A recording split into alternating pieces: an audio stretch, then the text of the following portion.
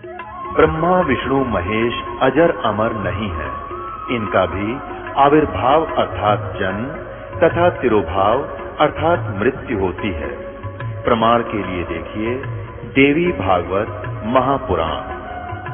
ब्रह्मा, मैं, विष्णु और शिव, यह तुम्हारी प्रभाव से जन्मवान है। हम तो जन्मवान है, हमारा तो जन्म होता है और मरते हैं, नित्य नहीं है, हम अविनाशी नहीं है। फिर इंद्रादि दूसरे देवता नित्य किस प्रकार हो सकते हैं? कृपया अवश्य सुनिए जगत गुरु तत्वदर्शी संत रामपाल जी महाराज के अमृत वचन।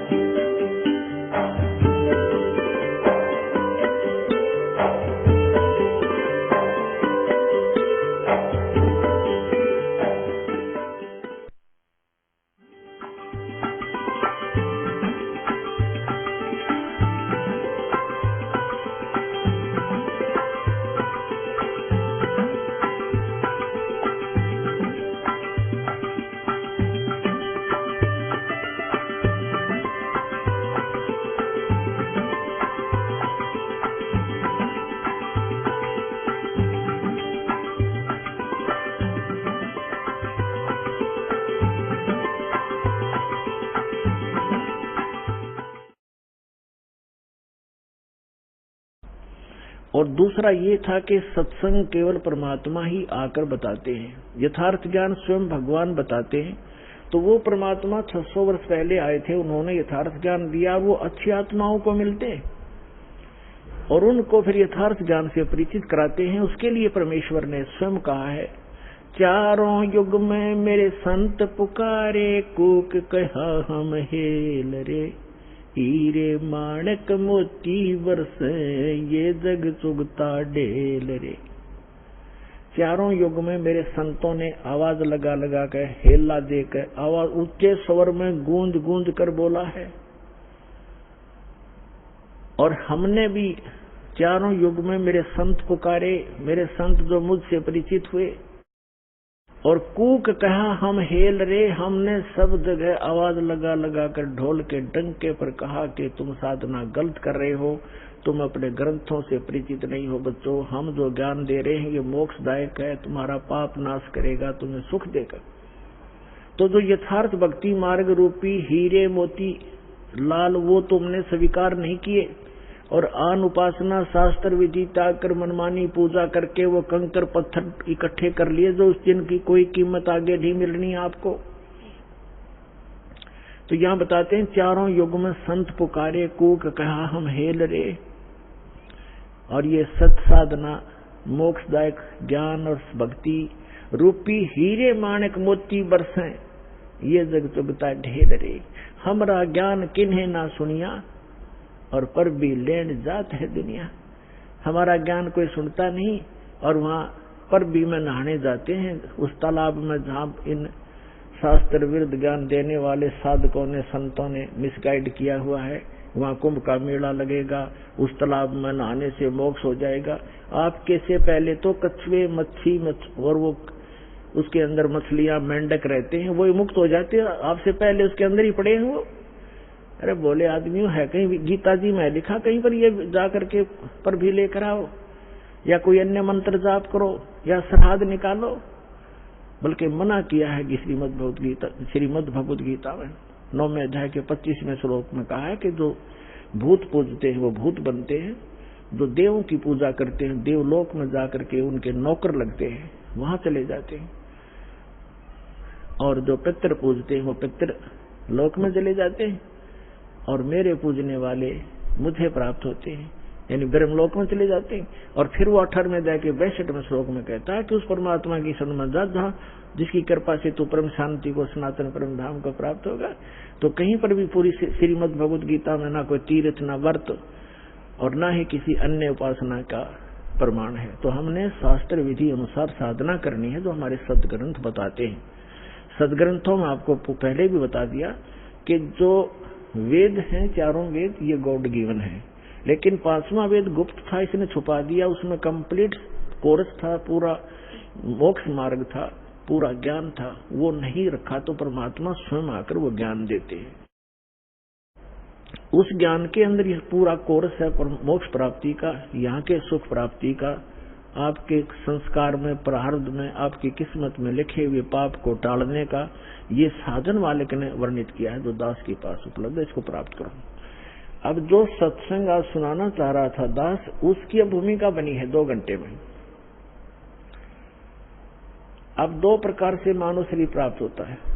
एक तो पूर्व जन्म के संस्कार, जिनके शुभ संस्कार होते हैं, उनको लगातार कई मनुष्य जीवन भी मिल जाते हैं, लेकिन उन जब कभी पुण्य संस्कार कब बनते हैं, जब परमात्मा तीसरी स्थिति का रूप धारण करके कभी किसी क्षेत्र में प्रकट होते हैं और वो अपनी किसी प्यारी आत्मा को यथार्थ ज्ञान बता जाते हैं। उसके कारण फिर आसपास के क्षेत्र में वो ज्ञान कुछ समय तक ठीक चलता है, तो वो पुण्यात्माएं भक्ति से युक्त हो जाते हैं और फिर वो लगातार कई जन्म भी प्राप्त कर लेते हैं। उन जन्मों में यदि संत नहीं मिला पूर्ण, तो वो पूर्व जन्म की अपनी जो किस्मत की जो भक्ति कमाई है उसका नाश करके चले जाते हैं। उनको सुख तो होता है पहले जन्म की कमाई से, और वो सोच रहे हैं कि हम जो साधना करें इसी से सुखी है, तो ये भ्रमणा उनको बनी रहती है। तो जितने आज दास देख रहा है, राधा स्वामी, धन धन सतगुरु, जय गुरुदेव, आसाराम, सुधांशु जी, ये जितने भी कृपालो और ये क्या नाम है, कुमार स्वामी, जो 10-10, 15-15, 20-20, 30-30, 40-40 वर्ष से इनके पास रहे, जब तक इनके पुण्य पुछले पूर्व जन्म के चले तो ये सुखी नजर आवे थे, साधना वो गलत कर ही रहे थे। अब उनकी ऐसी दुर्गति हो रही है, रो रो कर आ रहे हैं ये सतपाल जी के पुजारी और ये बालेश्वर के पुजारी, अंसा देश वाले। अब ये रोते हैं आकर के। एक अध्यापक कहता, मैं पेशे से अध्यापक हूं और मेरा इकलौता पुत्र था, मैं सतपाल का चेला था, 40 वर्ष से वहां लगा हुआ था, इकलौता पुत्र की मृत्यु होगी और उस दिन से टक्कर मार के रो रहा हूं। आपका ज्ञान सुना, नास्तिक हो गया था, विश्वास उठ गया था भगवान से, आपका ज्ञान सुना, सत्संग सुना, फिर एक किरण फिर से जागी है कि है भगवान कहीं पर। हम साधना गलत करके दुखी हो गए, जब तक हमारे पुण्य चले हम सुख महसूस करते रहे, और जब हमारे ऊपर पापों का दौर शुरू हुआ उस साधना ने कोई प्रोटेक्शन नहीं किया। तो पुण्यात्मा सभी ऐसे भ्रमित हैं। तो जो मानव शरीर प्राप्त प्राणी है वो 2 प्रकार से हैं। एक तो ऐसे आपको बता दिया, तो वो भटकते रहते हैं भगवान के लिए, कहीं ना कहीं वो बैठ ही नहीं सकते। तो अब आपका जो जन्म है मनुष्य जीवन का ऐसे समय में हो गया, यदि अब जन्म ना होता तो पहले की तरह आप भी भटक कर चले जाते। आज से 10 वर्ष पहले कोई मर गया तो वो गया अपना जीवन नष्ट करके। तो आपका जो मनुष्य जीवन हुआ है, धन्य आपके माता पिता जिनसे जन्म हुआ है। और तो आप तो भक्ति पर लगे लगाए हो, आपको तो बहुत थोड़े से समय में समझाया जा सकता है। और दूसरी प्रकार के जो 84 लाख योनियां भोग करके मानव शरीर प्राप्त किए हुए हैं, तो वो क्या करते हैं, उनको आप कितना ही कोशिश करो, वो ठीक है परिश्रमी भी होते हैं, क्योंकि पहले पशु पक्षी बनकर सारा दिन परिश्रम में लगे रहते थे रोजी रोटी के लिए। एक चींटी है सारा दिन एक कण की आवश्यकता पता नहीं कितने चक्कर काटती है एक कण के लिए, एक पल की चैन नहीं। तो उनका स्वभाव ये होता है कि माया के लिए संघर्षशील रहते हैं, भक्ति के लिए कहते हैं मुझे समय नहीं, और भक्ति सुनाना चाहते हैं तो उनके गले उतरती नहीं, उठकर चले जाते हैं। तो क्या बताते हैं कबीर साहब, कहते हैं कबीर पिछले पाप से हरि चर्चा ना सुहावे, कहूंगे कह उठ चले ना और बात चलावे। जो पूर्व जन्म के संस्कारी प्राणी नहीं होते हैं या जिनके पाप कर्म अधिक बढ़े हुए होते हैं, उनके सामने सत्संग की चर्चा की जाती है भगवान की, तो उसके 3 लक्षण हैं। जो भक्तिहीन कर्महीन प्राणी होता है, भक्तिहीन और कर्म भाग्यहीन होता है, तो कबीर साहब कहते हैं कबीर पिछले पाप से हरि चर्चा ना सुआवे, और कहूंगे चर्चा चलते लटके लेगा। और ना कोई और चर्चा शुरू कर देगा। अच्छा सुन, एक बात सुन मेरी, वो फलाना काम वैसे था, वो जैसे आप कोशिश करते हो को रिश्तेदार भाई बहन मित्र को चर्चा सुनाते हो, 2 सेकंड सुनता है फिर ध्यान ऐसे ऐसे रहता, ऐसा है ना वो काम जो आप वो ऐसे हो गया, उसको ऐसे हो गया, आपको भी डिस्टर्ब कर देगा, आप बताना चाहते हो। और तीसरा कहते हैं फिर मुझे काम याद आ गया, फिर मिलूंगा, उठकर चल जाएगा। तो इसके लिए कबीर भगवान बताते हैं कि कबीर पिछले पाप थे जिनके पाप घने बढ़ गए, हरि चर्चा ना सुआवे अच्छी नहीं लगेगी, और कहूंगे कह उठ चले ना और बात बनावे।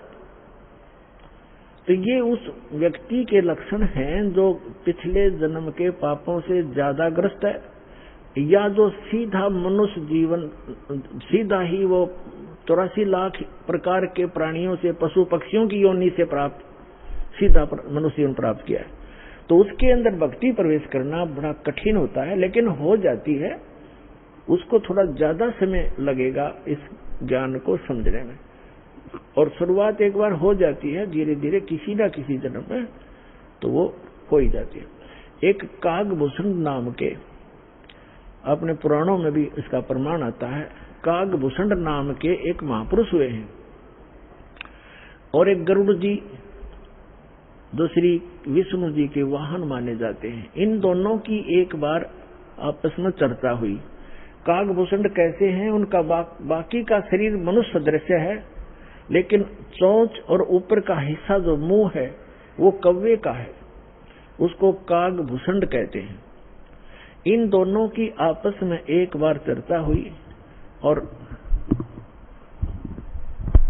कागभूषण से गरुड़ जी ने पूछा कि हे भूषण जी, आपके पास बैठने से मुझे बहुत शांति मिलती है, आपने ये जो भक्ति विधि और ये अमरत्व, क्योंकि कागभूषण जी की काफी लंबी आयु हो गई है, काफी प्रलय उसके सामने हो चुकी है, अभी भी वो विद्यमान है। तो उसके लिए पूछा कि आपको ये कैसे प्राप्त हुई। तब कागभूषण ने कहा कि एक लंबी कहानी है गरुड़ जी, मैं एक बार 20 वर्ष की उम्र थी मेरी, और एक भयंकर अकाल गिर गया। मेरे से छोटे मेरे भाई बहन थे। उस अकाल के दौरान वो भूख सहन नहीं कर सके, उनकी मृत्यु होगी। मेरे माता पिता की भी मृत्यु होगी, वो भी भूख सहन नहीं कर सके। मैं युवा था, जिस कारण से मैं उस अकाल को झेलकर माता पिता और परिवार के नाश होने के बाद उस क्षेत्र को छोड़कर मैं अवंतिका नगरी में चला गया। वहां अकाल नहीं था। तो उससे पहले मेरे असंख्य जन्म चले गए, मनुष्य जीवन मैंने बर्बाद कर दिए, कभी मैंने भक्ति नहीं की, क्योंकि वो पिछले जन्म मुझे अब मेरी दिव्य दृष्टि खुल जाने से नजर आ रहे हैं कि पिछले मानव शरीर मैंने कैसे बर्बाद किए थे। तो बता रहा कि पिछले जन्म मैंने बहुत नाश कर दिए, और एक जन्म जो मेरा हुआ, माता पिता मर गए भूख से तड़प कर, मेरे भाई बहन मर गए भूख से तड़प कर। ऐसी खिली फुलवाड़ी थी हमारे घर की, सारे भाई बहन खुशी खुशी रहते थे, और एक वर्ष में ऐसी जुल्म गिर गया, ऐसा कहर टूट गया, हमारा नाश हो गया। मैं सोचने पर विवश हो गया कि ये क्या जीवन है। कल तक हम कैसे खुशी मंगल से रहते थे, प्यार करते थे, कहाँ गए आज मैं टक्कर मार लिया, रो लिया, सारा कुछ कर लिया, वो मिल नहीं रही। ये खाक जीवन है, कहाँ रह रहा हूं मैं। ऐसे करते करते एक मंदिर के अंदर एक पंडित जी, भगवान शिव का पुजारी था, मैं वहां चला गया। उसको अपना दुख रोया, दयालु था ब्राह्मण, मुझे सीने से लगा और कहा बेटा यहाँ तो ऐसे ही कहर गिरते हैं, आप भक्ति कर लो, स्वर्ग में चले जाओगे, वहां दुख नहीं है। ब्राह्मण को ज्ञान स्वर्ग तक का ही था, और कहा बेटा तुम दीक्षा ले, दीक्षा गुरु बनाए बगैर मोक्ष नहीं होता। अब कागभूषण बता रहा है कि मेरे इतने पाप थे पापी के, पिछले जन्म जन्म के कभी भक्ति शुरू नहीं करी थी। मेरे अंदर भक्ति प्रवेश करने में 6 महीने लग गए, लगातार संत के साथ रहने में। अब 6 महीने तक मैं मंदिर में रहा, रोज उनकी कथा सुनता, वचन सुनता, पर नाम लेने की इच्छा कभी मैंने व्यक्त नहीं की। गुरुजी कहते महात्मा जी के बेटा दीक्षा ले ले। मैं कान्ना पे टाल जाता, ना हाँ कहता ना कहता। और दीक्षा उसी को प्रफुल्लित होती है जो सब इच्छा से अपनी लगन से प्राप्त करता। जबरदस्ती दिया हुआ ज्ञान नाम काम नहीं करता। तो उस पंडित जी ने इसलिए उसको जोर नहीं दिया। 6 महीने के बाद कहता लगातार सत्संग सुनने के बाद मुझ पापी के कुछ पाप नरम हुए और तब मैंने दीक्षा प्राप्त की। दीक्षा प्राप्त करके कुछ दिनों के बाद फिर मेरे अंदर एक बकवाद भागी। जो गुरुजी कथा सुनाया करते हो मुझे भी याद होगी। मैं युवा था, गुरुजी वृद्ध हो गए थे, मेरी आवाज में कसक थी। जितने भी श्रोता थे अब मेरी तरफ आकर्षित हो गए कि और कहने लगे हो आप तो गुरुजी से भी बढ़िया ज्ञान सुनाते हो। अपने आत्माओं यहाँ मार खाता प्राणी, इस ज्ञान को सुनकर कोई वक्ता बन बैठेगा, 10 उसके प्रशंसक हो जाएंगे, वो भी अपना नाश जीवन करेगा। अब ज्ञान पुराणों का था, बढ़िया घटिया क्या हो गया इसमें, गुरुजी से बढ़िया सुनाने लग गया। तो यहाँ मार खाते श्रोता भी और वो भक्त भी मार खाते, मान बढ़ाई छा जाती है, सबसे बड़ी दुश्मन है जीव की। एक दिन मैं बैठा था, कथा कर रहा था, श्रोता बैठे थे। गुरुजी आए मंदिर में अपने घर से। मैंने खड़ा होकर सत्कार नहीं किया क्योंकि मैं अपनी बेइज्जती समझूं था कि खड़ा होऊंगा तो सबका अट्रैक्शन इधर गुरुजी की तरफ हो जाएगा।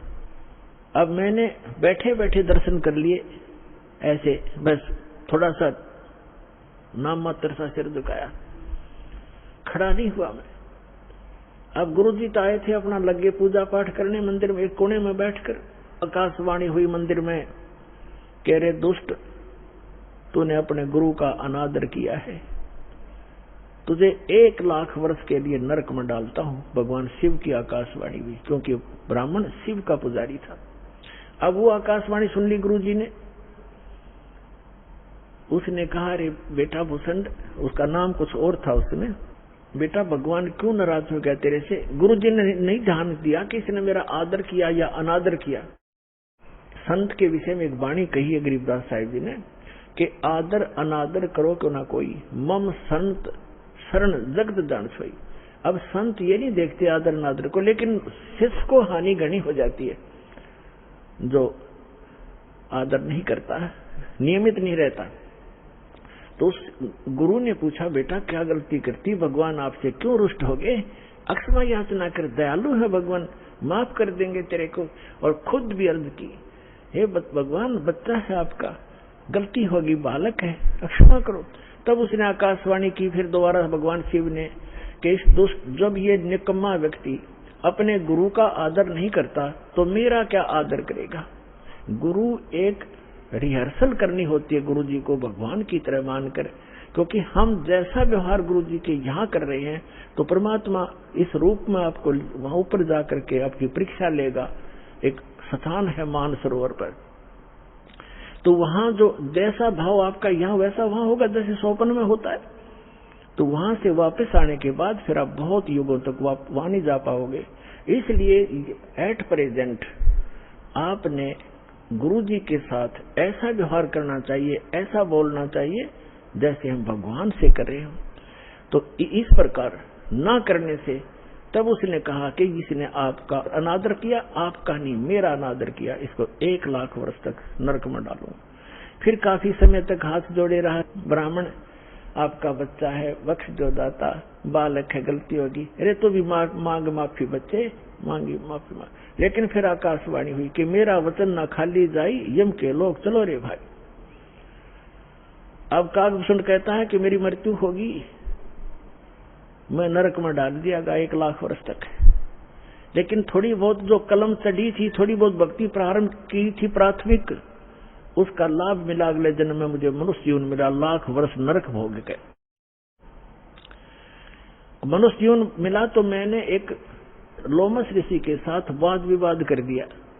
उसने मुझे श्राप दे दिया, अरे चंडाल, तो चंडाल के घर जन्म हो तेरा। तो वाद विवाद करता है। तो कागभूषण कहता है कि गुरु जी मैंने दुख नहीं माना संत के उस कुवचन का, और उसने श्राप दे दिया। मैंने हाथ जोड़कर ये कहा कि हे महर्षि जी, दास पर गलती बन गई, मैं नीच व्यक्ति हूँ, मैं कर्महीन हूँ, तभी तो ऐसी भाषा में आपके सामने बोल गया, मेरा दुर्भाग्य था। एक दया करियो दयालु, कि मैं किसी जन्म में से चंडाल का पैदा हूं पर आप भगवान की भक्ति ना भूल पड़े, ये दया कर दो मुझे। तो ये आशीर्वाद दे दिया लोमस ऋषि ने। तो सारी कथा बताता है कि फिर मैं क्या हुआ, एक काग के घर जन्म हुआ मेरा। जैसे ब्रह्मा जी हैं, इनका हंस वाहन है और हंस के साथ एक हंसनी कंपलसरी होती है। तो ब्रह्मा की जो पत्नी सावित्री है वो हंसनी जब ऋतु पर आई, यानी गर्भवती होने की स्थिति में आई ऋतु पर, तो काग चंड के पास ले गई, कौवे के देवलोक में। उससे मिलन होने से काग भूषण की उत्पत्ति हुई। शेष शरीर मनुष्य जैसा है, ऊपर का मुंह और चोंच कौवे जैसी है। तो वो अब उसने फिर क्या मिला, जब वो काग भूषण के रूप में जन्मा, तब कहते हैं मुझे जोगजीत नाम के एक महापुरुष आकर मिले। वो परमात्मा, जैसे दास ने आप पूरे सत्संग में ये निर्णय किया कि वो परमात्मा स्वयं आकर अच्छी आत्माओं को यथार्थ ज्ञान देता है। तब उसने बताया कि मुझे जोगजीत नाम के एक संत मिले, जिन्होंने मुझे उस परमात्म तत्व का ज्ञान दिया। उन्होंने मुझे ऐसा मंत्र दिया जिससे मेरी यह स्थिति हुई कि मेरा बहुत युगों तक अमर शरीर होगा। अब कागभूषण की भी मृत्यु होगी, क्योंकि अब ये समय है। इस समय में जब कागभूषण का जन्म होता तो मोक्ष हो सका था। अब जो प्रसंग आज का चल रहा है कि दो प्रकार से मानव शरीर प्राप्त है। आप जो परमात्मा के लिए भटक रहे थे और यहाँ आ गए, आप बहुत पुण्यकर्मी प्राणी हो। पिछले जन्म में भी आप मानव थे और मानव जैसा स्वभाव है। जहाँ कहते हैं लाइन लगा लो, लाइन लगा लेते हो। जहाँ कहते हैं यहाँ ऐसे बैठ जाओ, वहां जाओ, ये करवा लो। तो क्योंकि आप सभ्य हो और ऐसे व्यक्तियों को शीघ्र ही ज्ञान प्राप्त हो जाता है, शीघ्र ही ढल जाते हैं जैसे संत ढलना चाहता है।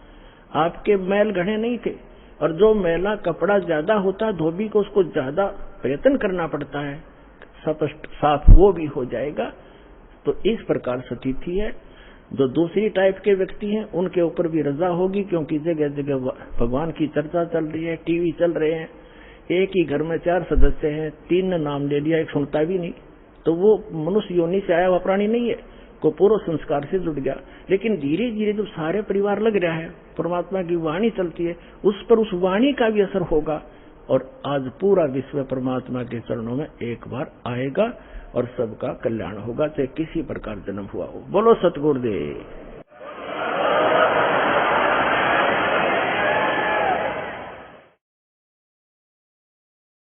परम पिता परमात्मा परमेश्वर, हमारे पिता, सबके जनक, सर्व उत्पादक परमात्मा प्रभु कबीर साहब जी, कबीर जी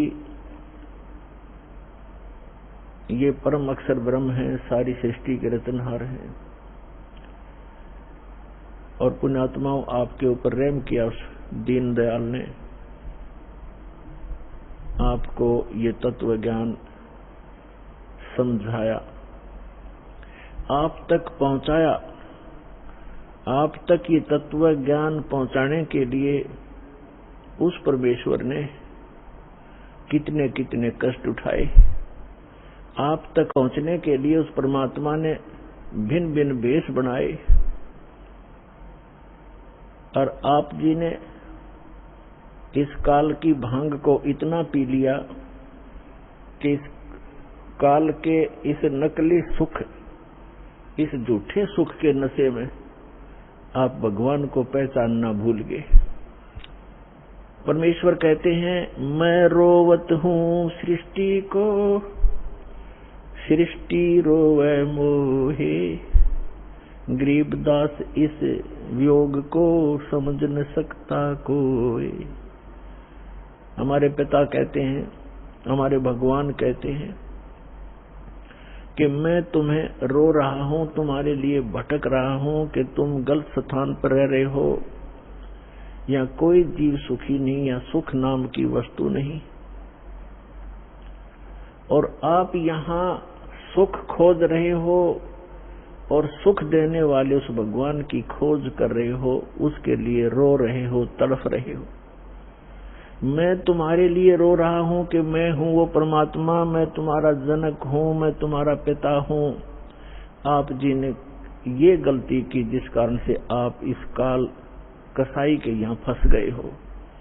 किसी का बेटा मार रहा है, किसी की बेटी मार दी, कोई किसी का जमाई मर गया, किसी के कैंसर होगी, किसी की टांग कट गई, किसी को कैंसर है, कोई कोड से भुगत रहा है, और शेष बचे हुए ये सोचते हैं कि हम ठीक हैं। यदि आप रोग रहित हैं, कल मृत्यु होगी, फिर गधे बन जाओगे, तो क्या खाक ठीक हो आप? इसलिए परमात्मा याद दिलाते हैं, कबीर ये माया अटपटी, सब गट आन अड़ी, किस किस को समझाऊं, या कुएं भांग पड़ी। परमात्मा कहते हैं किस किस को समझाऊं। इस काल भगवान ने इस नकली सुख की एक कुएं के अंदर जैसे 1, 2, 3 क्विंटल भांग घोल कर डाल दे कोई, उस कुएं का जल से 1000 व्यक्ति पी ले, और पीने के उपरांत उनकी एक जैसी गतिविधि, एक जैसी भाषा, एक जैसी चाल हो जाती है, क्योंकि सबको वो नशा हो चुका है। तो इस काल भगवान ने इस त्रिगुणमयी माया की इतनी मात्रा डाल रखी है आपके अंदर कि आपको इतना नशा हो गया इसका। जैसे किसी के पास बढ़िया मकान, कोठी हो जाती है, कार हो जाती है, उसको नशा है वो, और वो फूला नहीं समाता, और वो भूल जाता है बालक कल मृत्यु हो जाएगी, ये कार कोठी तेरे साथ नहीं जाएंगी, यहां बुद्धि क्यों नहीं आती आपकी। परमात्मा हमें याद दिलाना चाहते हैं कि इन सुखों को जहां आप यहां खोज रहे हो, आपको सतलोक में मिलेंगे। यहां तो आपने जो कार भी व्यवस्था कर ली, 36 पंगे पाक है, फिर उसमें कोई इंजन में गड़बड़ है, कोई पेट्रोल डलवाना, जेब देखनी पड़े। सतलोक में चलो, आपको विमान मिलेंगे, विमान मिलेंगे, और आपकी मन से जहां चाहोगे 1 सेकंड में उड़कर आप पूरा परिवार बैठकर कहीं घूम सकते हो। कोई पैसा नहीं लगेगा, आपको सब वस्तु मुफ्त मिलेंगी, सब सुख होगा, आपकी कभी मृत्यु नहीं होगी। आपका ऐसा ही परिवार वहां सतलोक के अंदर होगा। अभी तक ये मूर्ख बनाया करते थे नकली संत कि वहां प्रकाश ही प्रकाश है, चेतन ही चेतन है, आत्मा उसमें जाकर ऐसे मिल जाती है जैसे बूंद समंदर में। फिर खा क्या करेंगे वहां जाकर के, इससे यही दुख सुख यही ठीक है। तो उनको अकल थी नहीं, ज्ञान था नहीं, उनका सवनुभव नहीं था, क्योंकि उनकी साधना गलत थी, उनका ज्ञान गलत था। वो काल प्रेरित थे, काल के भेजे हुए आए हुए हैं। तो परमात्मा हमें याद दिलाते हैं कि झूठे सुख को सुख कहे ये मान रहा मनमोद, ये सकल तभी ना काल का, कुछ मुख में कुछ गोद।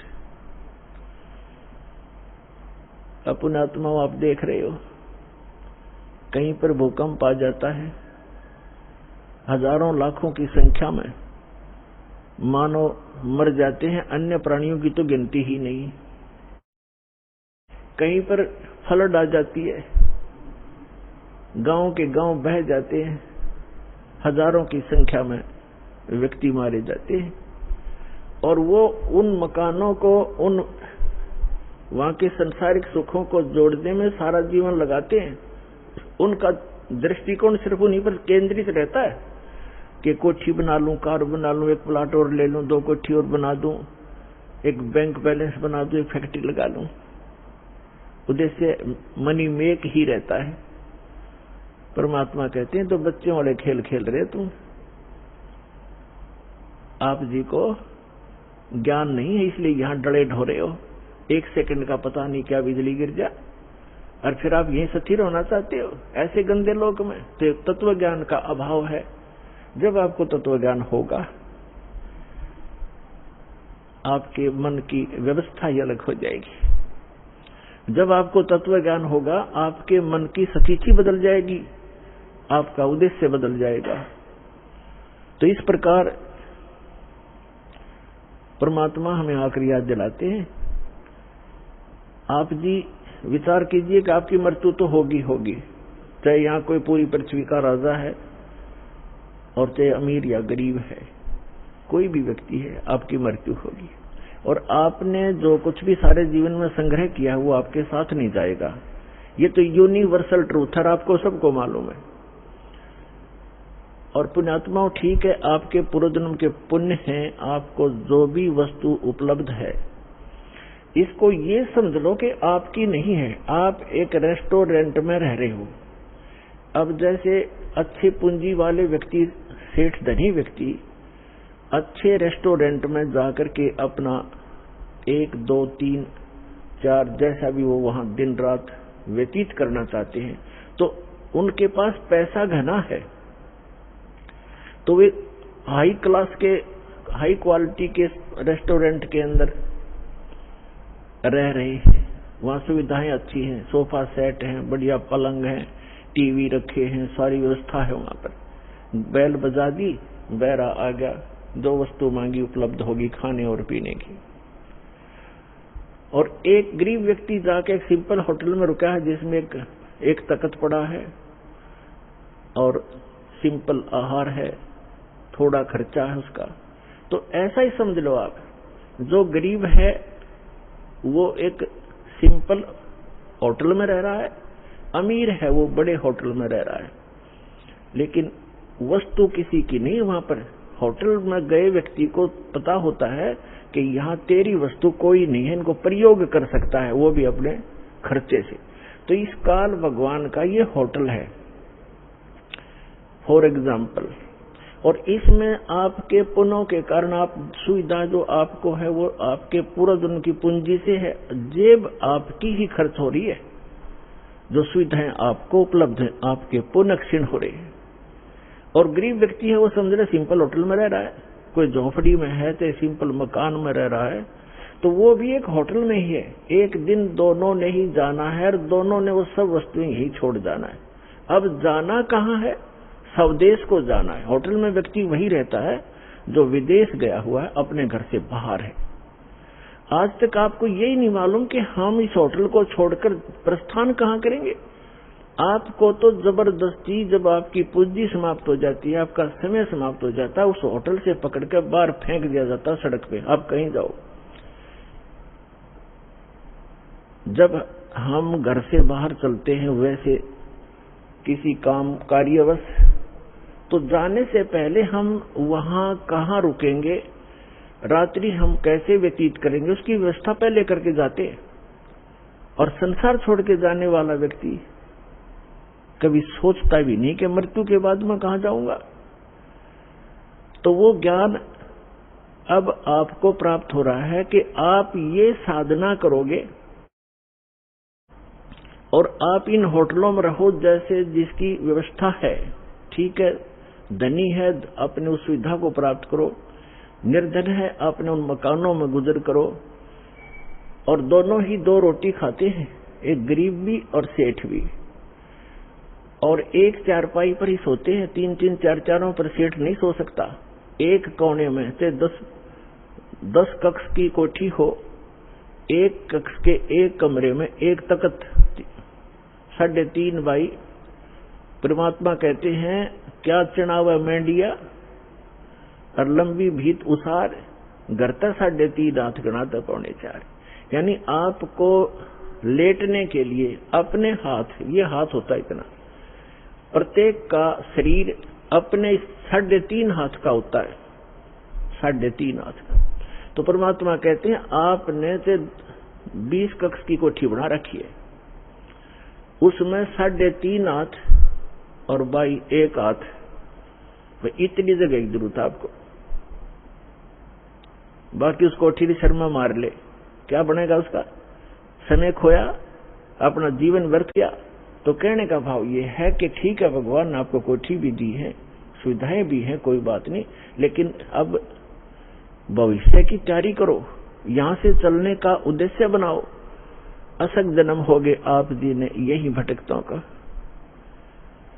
परमात्मा हमें बताते हैं कि आप जी यहाँ इस काल कसाई के लोक में रह रहे हो, इसने आपको अपने स्वार्थवश पाल रखा है।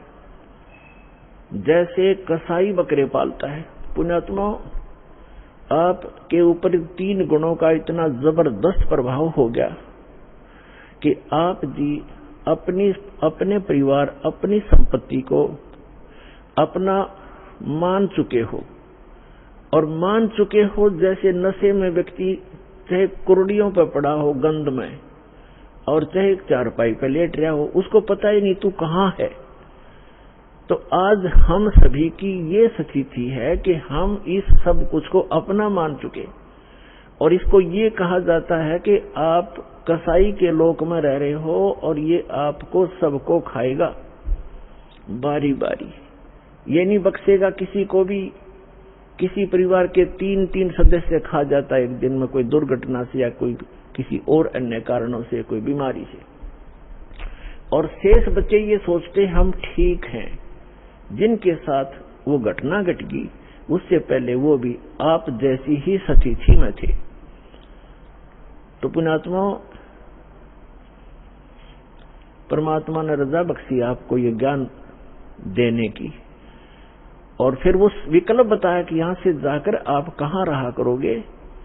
गीता अध्याय नंबर 15 के श्लोक नंबर 1 से 4 में कहा है कि उल्टा लटका हुआ संसार रूपी वृक्ष है, ऊपर को जड़ तो समझो पूर्ण परमात्मा, और नीचे को 3 गुण रूप शाखा है, रजगुण ब्रह्मा, सतगुण विष्णु, तमगुण शिव जी। और जो संत इस उल्टे लटके हुए संसार रूपी वृक्ष के सभी विभाग बता देगा, तना कौन भगवान है, जड़ इस संसार रूपी जड़ कौन है, यानी जिससे सबका धारण पोषण होता है वो कौन प्रभु है, और शाखा कौन है, डार कौन है, और पत्ते क्या है, तो सवेदवित वो तत्वदर्शी संत है। तत्वदर्शी संत की प्राप्ति के उपरांत 15वें अध्याय के 4थे श्लोक में कहा श्रीमद् भगवद गीता, उसके पश्चात परमेश्वर के उस परम पद की खोज करनी चाहिए जहां जाने के बाद साधक फिर लौटकर कभी संसार में नहीं आते। और जिस परमेश्वर ने सब ब्रह्मांडों की रचना की है, संसार रूपी वृक्ष की प्रवृत्ति जिससे विस्तार को प्राप्त हुई है, उस परमात्मा की भक्ति करो और किसी की नहीं। और गीता ज्ञानदाता अपने विषय में कहता 8वें अध्याय के 13वें श्लोक में, ओम इति एकाक्षरम ब्रह्म विवहारण माम अनुस्मरण यह परियाति तदन देहम से आती परमाम गति। मुझ ब्रह्म का एक ओम अक्षर है। गीता का ज्ञान ब्रह्म बोल रहा है, ये काल बोल रहा है, श्री कृष्ण जी में प्रवेश करके बोल रहा है, और ये कह रहा है कि मुझ ब्रह्म का केवल एक ओम मंत्र है। इसका उच्चारण करते हुए संसार छोड़कर जाता है, जाते समय भी मरते समय भी इसी का जाप करता है, तो ओम से मिलने वाली जो परम गति वो प्राप्त हो जाती है, वो ब्रह्मलोक प्राप्त होता है। ब्रह्मलोक में गए प्राणी भी वापस आते हैं। 8वें अध्याय के 16वें श्लोक में गीता जी में स्पष्ट किया है, वो भी पुनरावृत्ति के अंदर। तो गीता ज्ञानदाता कहता है कि 4थे अध्याय के 5 और 9 श्लोक में, गीता अध्याय नंबर 2 के श्लोक 12 में, गीता अध्याय नंबर 10 के श्लोक नंबर 2 में गीता ज्ञानदाता कहता है, अर्जुन तेरे और मेरे बहुत जन्म हो चुके, तू नहीं जानता मैं जानता हूं। इससे सिद्ध है कि जो गीता ज्ञानदाता ब्रह्म है ये काल है। और गीता अध्याय नंबर 11 के श्लोक नंबर 32 में स्वयं कहता है कि अर्जुन मैं काल हूं और अब प्रवृत्त हुआ हूं। श्री कृष्ण नहीं थे काल, श्री कृष्ण होते तो ये कैसे कहते मैं अब प्रवृत्त हुआ हूं। श्री कृष्ण जी तो पहले उपस्थित थे वहां पर अर्जुन के साथ, उनके सारथी बनकर। तो पुण्यात्माओं, ये हमारे सदग्रंथ एक अनमोल रतन है, इसको हमारे धर्मगुरु समझ नहीं सके, इसका अड़ंगा कर दिया, उल्टा ज्ञान बता दिया हमारे का। श्री कृष्ण जी को सुप्रीम पावर बता दिया, जबकि श्री कृष्ण जी तो एक ब्रह्मांड में एक सतोगुण विभाग के मंत्री समझो, और इनका पिता काल एक ब्रह्मांड में मुख्यमंत्री समझो, और ओवरऑल कंट्रोलर सभी ब्रह्मांडों का वो प्रधानमंत्री समझो, वो परम अक्षर ब्रह्म समझो, वो पूर्ण परमात्मा। उसकी साधना के लिए ही ये गीता ज्ञानदाता बार बार कह रहा है। गीता अध्याय नंबर 18 के श्लोक नंबर 62 में कहा कि अर्जुन तू सर्वभाव से उस परमेश्वर की शरण में जा, उस परमेश्वर की कृपा से तो परम शांति को, सनातन परम धाम को प्राप्त होगा। गीता अध्याय नंबर 8 के श्लोक नंबर 1 में अर्जुन ने पूछा कि हे परमात्मा, आपने जो 7वें अध्याय के 29वें श्लोक में जिस तत्ब्रह्म की जानकारी दी है कि तत्ब्रह्म को से परिचित प्राणी और सब अध्यात्म ज्ञान से परिचित और सभी कर्मों से परिचित व्यक्ति केवल जरा और मरण से छूटने के लिए प्रयत्न करता। जरा माने वृद्धावस्था और मरण माने मृत्यु। जरा और मरण से छूटने के लिए जो प्रयत्न करते हैं वे उस तत्ब्रह्म से परिचित हैं, अर्थात उस पूर्ण परमात्मा से परिचित हैं, उसके उस शाश्वत स्थान से परिचित हैं। वहां जाने के बाद बुढ़ापा नहीं आता, वृद्धावस्था नहीं आती और मृत्यु नहीं होती। 8वें अध्याय के प्रथम मंत्र में अर्जुन ने पूछा, फिर किम तत्ब्रह्म, वो तत्ब्रह्म क्या है वो बता दे मुझे। अब 8वें अध्याय के 3रे श्लोक में गीता ज्ञानदाता ये काल कहता है ब्रह्म कि वो परम अक्षर ब्रह्म है, यानी गीता ज्ञानदाता से कोई अन्य है वो प्रभु, वो स्वामी, वो मालिक। गीता अध्याय नंबर 4 के श्लोक नंबर 32 और 34 में स्पष्ट किया है कि वो सच्चिदानंद घन ब्रह्म अपने मुख कमल से बोलकर एक अमृत ज्ञान प्रचार करता है। उस सच्चिदानंद घन ब्रह्म की वाणी में धार्मिक अनुष्ठानों की, अध्यात्म मार्ग की भक्ति विधि विस्तार के साथ कही गई है, वो तत्व ज्ञान है। उस तत्व ज्ञान को अर्जुन तो तत्वदर्शी संतों के पास जाकर समझ, उनको दंडवत प्रणाम करने से, कपट छोड़कर प्रसन्न करने से वो तत्वदर्शी संत तुझे तत्व ज्ञान का उपदेश करेंगे। इससे सिद्ध है कि गीता के अंदर वो तत्व ज्ञान नहीं है और गीता ज्ञान दाता भी तत्व ज्ञान से अपरिचित है। उसके लिए दास को भेजा परमपिता ने, कबीर भगवान ने तत्वदर्शी संत बनाकर।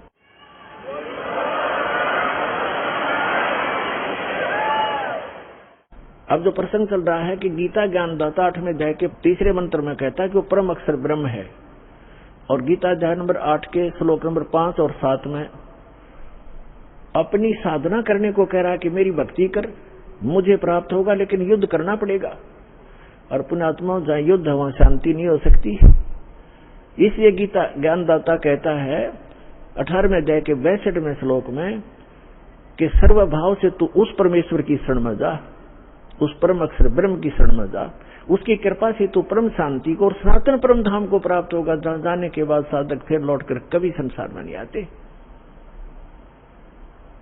अब गीता ज्ञानदाता गीता अध्याय नंबर 8 के श्लोक नंबर 8, 9, 10 में कहता है कि उस सच्चिदानंद घन ब्रह्म की भक्ति करने वाला प्राणी साधक भक्ति की शक्ति से, योग के बल से, योग माने साधना के बल से, भक्ति की ताकत से, उस मंत्रों की भक्ति की कमाई की ताकत से उस परमात्मा को, सच्चिदानंद घन ब्रह्म यानी परम अक्षर ब्रह्म को ही प्राप्त होता है। अपना तो उसने मंत्र बता दिया 8वें अध्याय के 13वें श्लोक में कि मुझ ब्रह्म का केवल एक ओम अक्षर है, नथिंग एल्स। ओम नमः शिवाय, ओम भगवते, ओम ये भगवते वासुदेव, ये मंत्र नहीं है, ये तो बाल बलौने वाले खिलौने हैं, मीठी गोलियां हैं। 17वें अध्याय के 23वें श्लोक में गीता ज्ञानदाता ने केवल संकेत दिया है कि उस सच्चिदानंद घन ब्रह्म के पाने का 3 मंत्र का जाप है, नथिंग एल्स, उसके अतिरिक्त कुछ नहीं। ओम तत्सत इति निर्देश है ब्रह्मण त्रिविध समर्थ ब्राह्मणा तेन वेदा जयगा विहिता पुरा, क्योंकि परमात्मा प्रत्येक युग में आते हैं और प्रत्येक युग में अपना यथार्थ ज्ञान सुनाते हैं। कुछ पुण्यात्माएं उनको स्वीकार करती हैं, इसलिए कहा कि स्टार्ट जब होता है सृष्टि का, उस समय परमात्मा यथार्थ ज्ञान देता है। ब्राह्मण माने विद्वान पुरुष, बुद्धिमान व्यक्ति, फिर इसी आधार से वो साधना किया करते हैं। फिर कुछ दिनों के बाद फिर से ये काल के दूत सक्रिय हो जाते हैं और यथार्थ ज्ञान को समाप्त कर देते हैं। इसलिए गीता ज्ञानदाता कहता है कि मैंने पहले भी ये ज्ञान दिया था शाश्वत इन सभी को, और फिर उसको आगे कुछ दिन चला, लेकिन अब ये लोप हो गया, या पुनः फिर दे रहा हूं। तो यहां बताया है कि ओम तत्सत, ओम तो ब्रह्म का। गीता अध्याय नंबर 15 के श्लोक नंबर 16 और 17 में 3 पुरुष हैं, एक सरपुरुष, एक अक्षर पुरुष। सरपुरुष ये काल है, ये ब्रह्म है जिसके लोक में हम फंसे हुए हैं। ये काल कसाई कहा गया है, इसको वेदों के जो ज्ञाता कहलाते थे इसको ब्रह्म कहते थे, और ब्रह्म को ये सुप्रीम पावर कहते थे। इनको कख भी पता नहीं था। ये केवल 21 ब्रह्मांड का स्वामी है, प्रभु है, ब्रह्म है। ब्रह्म माने भगवान है, स्वामी है।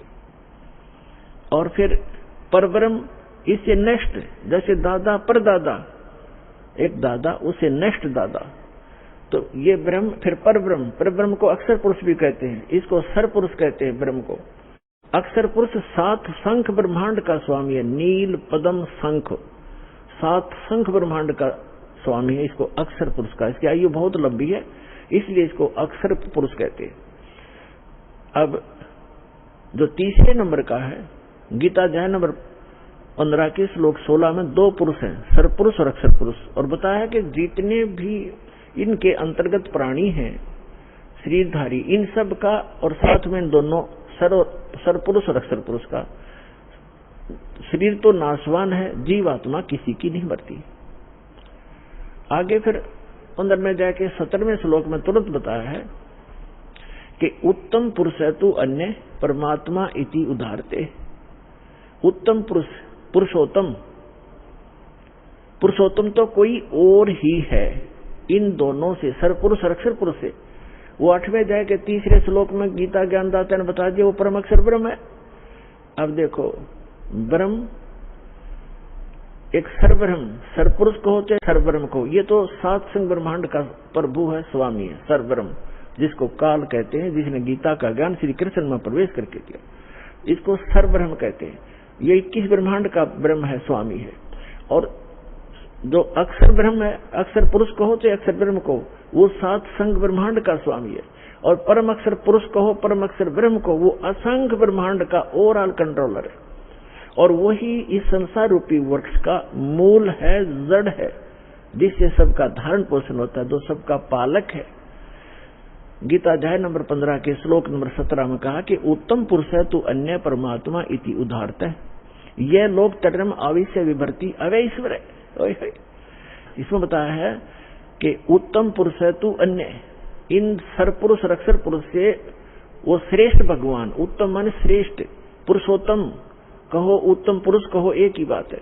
वो पुरुषोत्तम तो कोई और है, वो परम अक्षर ब्रह्म है। 8वें अध्याय के 3रे श्लोक में गीता ज्ञानदाता ने स्पष्ट ही कर दिया। और जिसको परमात्मा कहा जाता है, अपने आत्मा, अभी तक तो आप जी को अध्यात्म मार्ग का ABC भी ज्ञान नहीं था, क्योंकि हमारे ये गुरु ही ऐसे नकली थे, इनको स्वयं ज्ञान नहीं था। अब परमात्मा का अर्थ क्या होता है? अब आज का जो सत्संग है, इस परमात्मा कौन है? ये कसाई काल के लोक में हम रह रहे हैं, कैसे है ये कसाई है और परमात्मा कौन है? जैसे गीता अध्याय नंबर 15 के श्लोक नंबर 17 में स्पष्ट कर दिया है कि उत्तम पुरुष है तू अन्य परमात्मा इति उदाहरते है। जिसको परमात्मा कहा जाता है, ओए होए, परमात्मा, परम माने श्रेष्ठ, आत्मा माने सोल, यानी अच्छी आत्मा, दीन दयाल जिसको कहा जा सकता है, परमात्मा, श्रेष्ठ आत्मा। और जो मारे, पूरे किसी परिवार को मारता है, काटता है और बुरा हाल कर रखा है, क्या वो परमात्मा हो सकता है? न कभी नहीं। भले ही हम उसको अनजानपने में परमात्मा मान बैठे हैं, पर वो परमात्मा नहीं है। परमात्मा की परिभाषा से जब आप परिचित होगे, परमात्मा वो है जो केवल सुख दे, दुख नहीं दे। तो सतलोक, वो परमात्मा जो हमें वो स्थान बता रखा कि मेरा वहां लोक है, मैंने वहां ऐसी व्यवस्था कर रखी है, तो सारे असंख्य ब्रह्मांडों के प्राणी आप सतलोक में रह सकते हो। और सब एक जैसी व्यवस्था है, सुंदर महल बने हुए हैं, तेज पुंज के सुंदर, आगे बाग बगीचे हैं, सबके आगे पार्क बने हुए हैं, उसमें बहुत सुंदर फल मेवा सदा लगी रहती है। और जब चाहे किसी प्रकार का आहार मन इच्छा आप करोगे, आपकी रसोई में तैयार मिलेगा, बना बनाया पका पकाया सेकंड में, और फल फ्रूट है। तो वहां जाने के लिए परमात्मा कहते हैं कि वो है परमात्मा, उसको परमात्मा कहते हैं। वहां मृत्यु नहीं, बुढ़ापा नहीं, रोग नहीं, शरीर ऐसा है, राग द्वेष होता ही नहीं। और वहां ऐसी व्यवस्था है तो चाहे तो भी राग द्वेष नहीं हो सकता, क्योंकि सबको एक जैसी सुविधाएं है।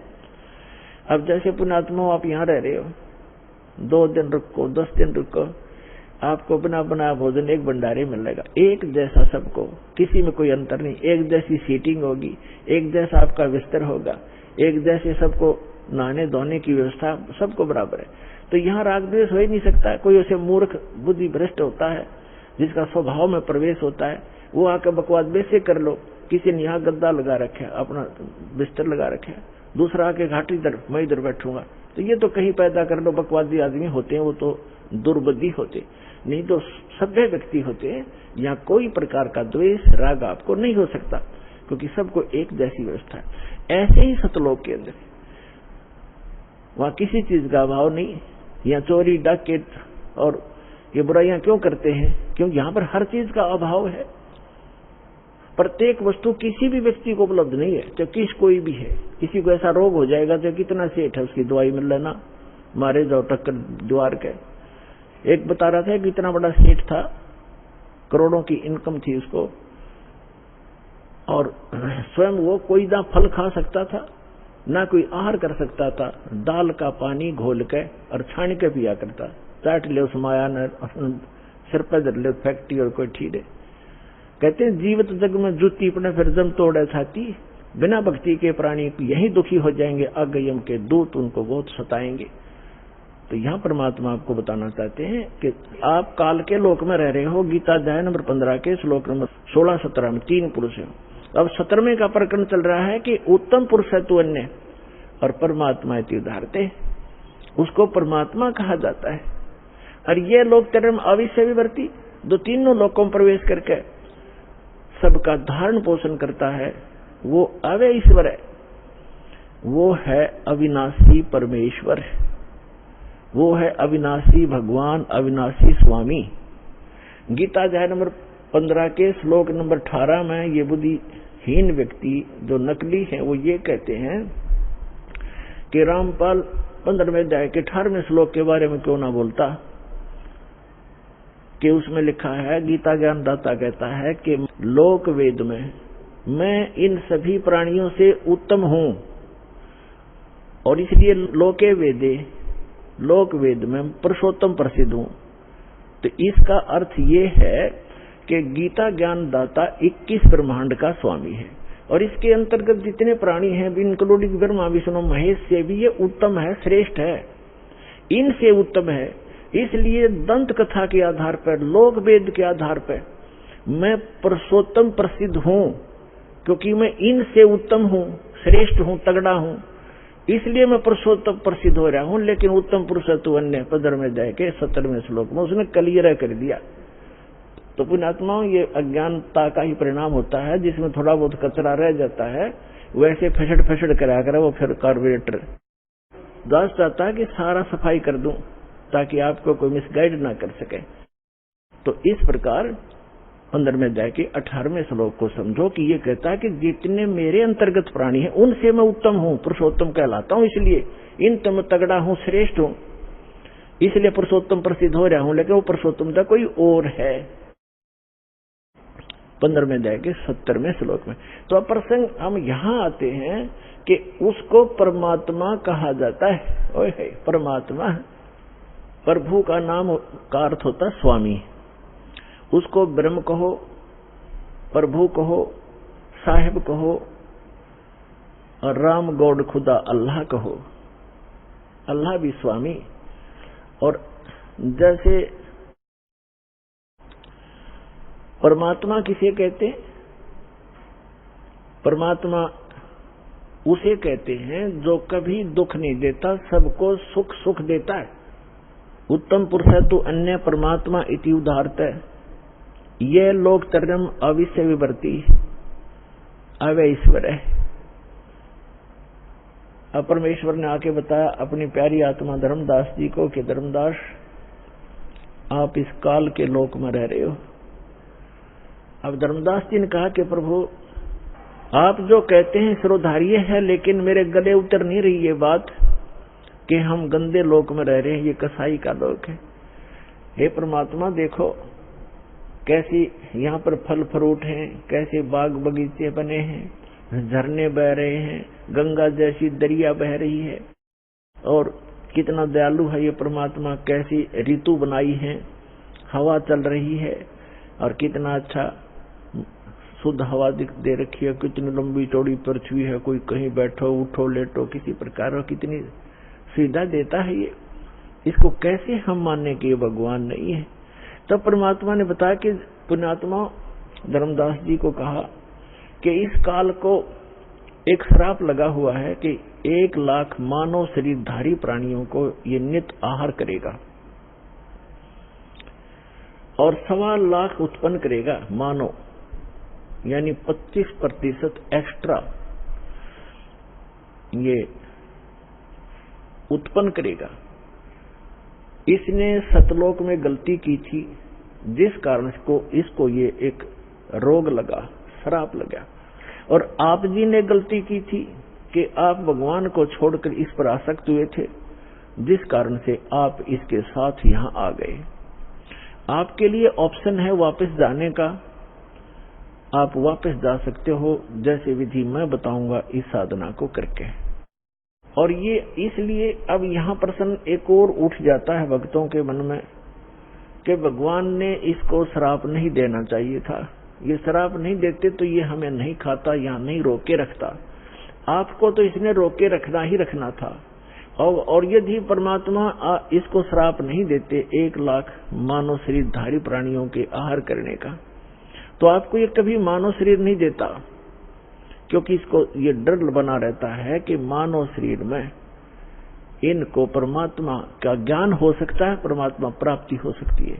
ये एक योनि और बना देता, जैसे कुत्ते गधे सुअर की 84 लाख बनाई, 84 लाख एक भी बना सकता था। इसलिए इसकी व्यवस्था है, मजबूरी है कि एक ये मानव शरीर अवश्य देता है आपको। 83 लाख योनियों में धक्के खवा के भी फिर एक मनुष्य शरीर इसको देना पड़ता है, क्योंकि इसको खाना पड़ता है। और ये विधान भगवान ने बना दिया कि प्रत्येक प्राणी को एक मानव शरीर का चांस अवश्य देना पड़ेगा। इसलिए आज आप पर रहम हुआ है। ठीक है, कष्ट तो मान ले आपको मानव शरीर ना मिलता, गधे कुत्ते बनकर आप खाते भटकते रहते, कष्ट पे कष्ट उठाते रहते, तो एक गोल्डन चांस है मानव शरीर में, आप अपना आत्म कल्याण करा के सतलोक जा सकते हो। ये सुविधा देवताओं को भी उपलब्ध नहीं है, क्योंकि जितना जीव घना सुखी होगा उतना भगवान से कोसों दूर होगा। ये सत्कर मान लियो। और जितना दुख होगा उसके लिए वरदान सिद्ध हो सकता है, यदि उसको सतलोक आश्रम वाला जला हिसार प्राप्त हो जाएगा, उस दुख के कारण भी उसको परमात्मा मिल जाएगा। कबीर साहब कहते हैं कि सुख के माथे पत्थर पड़ो, जो नाम हृदय ते जावे, और बलिहारी उस दुख के जो पल पल नाम रटावे। परमात्मा कहते हैं आग लगे से सुख के जो भगवान से दूर करे, बाढ़ में जाओ कोठियरकार ये मंत्री पद जिससे भगवान भूल जाए। अरे भगवान ऐसा कष्ट दिए रखना, आपकी याद बनी रहे। तो पुण्यात्मा, आप बालक हो, अध्यात्म ज्ञान मिला नहीं। आमीन जय बजरंग बली जय गणेश जी के गीत गा के हम इनकी भी भक्ति सही नहीं कर पा रहे थे। गणेश जी की, शिव जी की, विष्णु जी की, माताओं की, ये साधना भी इस दास के पास उपलब्ध है, जो ये आपको यथार्थ लाभ देंगे। इन मंत्रों के वश हैं ये, जो दास आपको देगा। ये इनके बस की बात नहीं है। इन मंत्रों के जाप से आप अपने आप ये अट्रैक्ट होते हैं। जैसे उदाहरण देते रहते हैं कि भैंसा होता है, भैंसे को भैंसा भैंसा करते रहो, कति ध्यान नहीं देगा। एक बार उसकी एक अलग से लैंग्वेज होती है, प्रत्येक क्षेत्र वाइज। उसको एक बार कर दे हुर्र, तो वो तुरंत देखता है और बहुत सावधानी से तकता है किधर से आई आवाज। तो ये समझ लेना, ये जो दास आपको मंत्र देता है इन भगवानों की पूजा नहीं है, इनसे लाभ लेने के ये विशेष मंत्र है, जिनके ये अट्रैक्ट होते हैं, विवश हैं, ये लाभ देते ही देते। और इसके अतिरिक्त कोई मंत्र आप जाप करते रहो, आपको वो अध्यात्म लाभ नहीं मिलेगा, क्योंकि वो शास्त्र विधि त्याग कर मनमाना आचरण है, जिसके विषय में गीता अध्याय नंबर 16 के श्लोक 23-24 में स्पष्ट किया है कि शास्त्र विधि को त्याग कर दो मनमाना आचरण करते हैं, उनको ना सुख होता है, ना उनकी कोई सिद्धि प्राप्त होती है, और न ही उनकी कोई परम गति होती है। यूजलेस, व्यर्थ है।